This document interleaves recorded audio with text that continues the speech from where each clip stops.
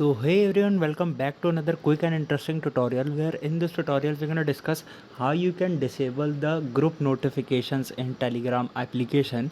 Basically you can simply disable the notification one by one for the groups also, but the method I'm going to show you in this video, with it you can disable all the group notification together. If you have some spam groups, you need not to select them all one by one and disable the notifications of them one by one. You just simply use this method and all the groups that are available in your Telegram application will get muted.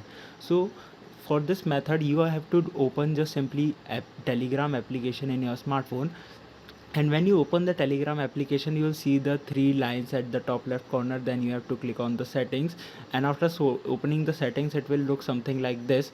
Then when you open the settings you have to find an option of notification and sounds. You can see it's just right there.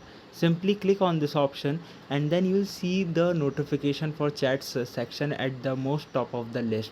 Now from here you have three options. You can disable the notification for private chats or for the groups and for the channels. Now in order to disable the group notification, just simply turn this option off. When you click this, a warning will pop right in front of you where you have some groups that are exceptions for this list. You can check that groups also by clicking on the view exceptions option, or you can simply just click OK and the group notification has been now disabled.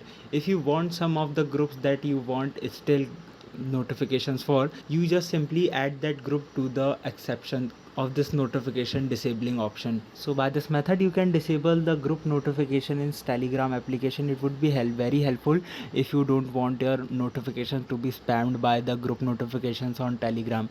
I hope this video will be helpful for you. Make sure to hit the like button and subscribe button for more such helpful and interesting tutorials. See you in the next one. Take care.